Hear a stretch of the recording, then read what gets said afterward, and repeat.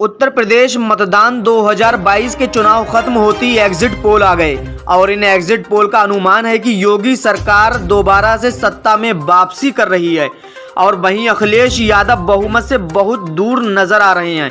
अगर सातों चरण के मतदान का एग्जिट पोल निकालें तो भारतीय जनता पार्टी को 228 से 244, समाजवादी पार्टी को 132 से 148, बीएसपी को 13 से 21, कांग्रेस को 4 से 8 और वहीं अन्य को 2 से 6 सीटें मिलती दिखाई दे रही हैं।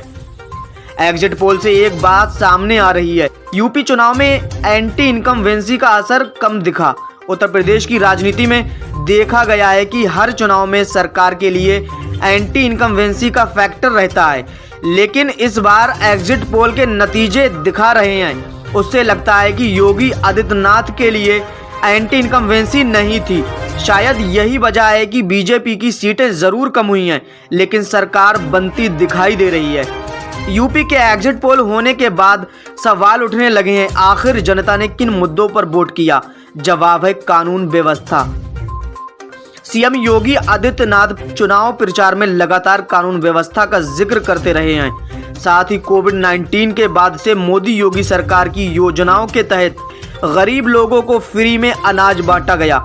यूपी चुनाव में फ्री अनाज लेने वाले लाभार्थी वर्ग सबसे ज्यादा साइलेंट दिखा, जिसका असर एग्जिट पोल पर साफ नजर आ रहा है। अब सवाल उठता है कि अखिलेश यादव कहां फेल होते दिखाई दे रहे हैं। 2022 के चुनाव की तारीख तय होने के बाद अखिलेश यादव के पक्ष में कई खबरें आईं। ओबीसी का बड़ा चेहरा माने जाने वाले ओपी राजभर, स्वामी प्रसाद मौर्य, दारा सिंह चौहान जैसे बड़े चेहरे समाजवादी पार्टी के साथ आ गए। खूब हल्ला हुआ कि अखिलेश यादव के साथ गैर यादव ओबीसी आ गया है। एग्जिट पोल देखकर लगता है कि बीजेपी से समाजवादी पार्टी में शामिल हुए स्वामी प्रसाद मौर्य जैसे बड़े नेता सिर्फ हेडलाइंस में ही चमके। जमीनी स्तर पर उनका जैसा प्रभाव होना चाहिए था वैसा नहीं दिखा, जैसा कि कयास लगाया गया। शायद अखिलेश यादव के साथ यहीं पर सबसे बड़ा धोखा हुआ होगा।